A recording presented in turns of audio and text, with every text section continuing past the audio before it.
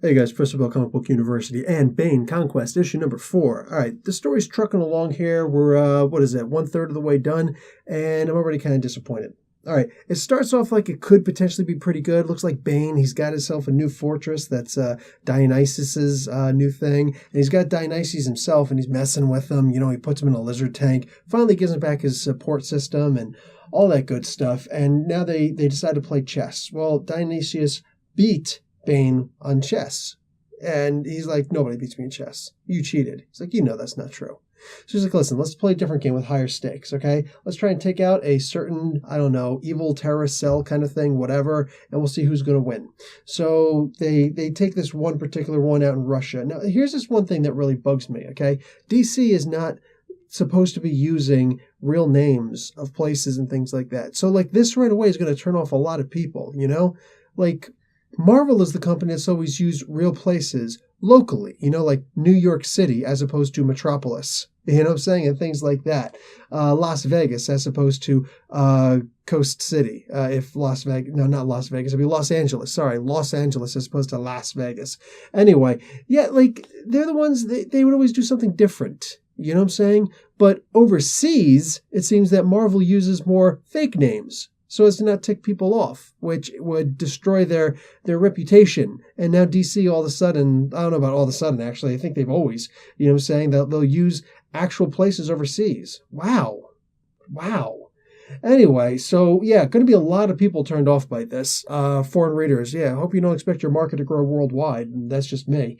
So yeah, they decide to go out there, and all of a sudden Black Cat shows up, and she starts some trouble for whatever reason. Just she's a mischief maker. She gets captured and whatever, and they make a deal with her. Listen, here's the thing. I'm not particularly happy with this issue. Like, it started off good. It started off okay. It kept on getting gradually worse, and then finally just like, it didn't bottom out for me. That's the thing. It didn't bottom out for me enough that I'm not interested in seeing issue number 5. I want to get issue number 5 because I'm expecting Bane to, I don't know, abuse towards women, whatever. I'm expecting Bane to hurt Black Cat in a really bad way. You know what I'm saying? Because let's be realistic.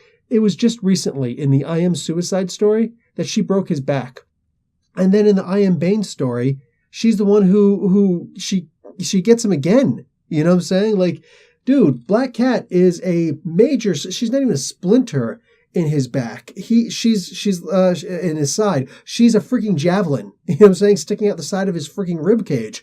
Like, no, at this point, he would want to kill her. He would want to break her back, okay? I know what you might be saying. Well, the stories might not be related, but no, here's the problem. Issue number 1 opened up, all right, with the idea that this is a continuation of that story that was never actually concluded properly, because the button thing starting up.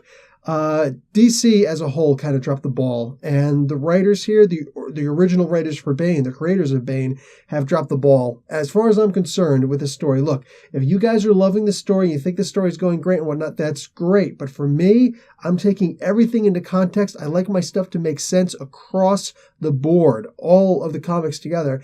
And this one at this point just doesn't. Like, he's mad at her. He's like, you think you will stop me, woman?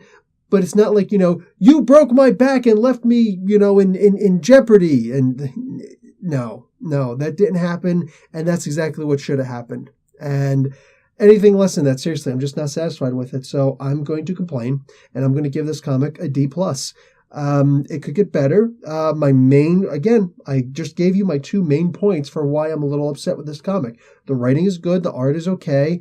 All in all, it's not necessarily a bad comic, but the idea of the cross-platform, it does not stick in continuity, and it claimed that it would. So, yeah, a little disappointment on my part.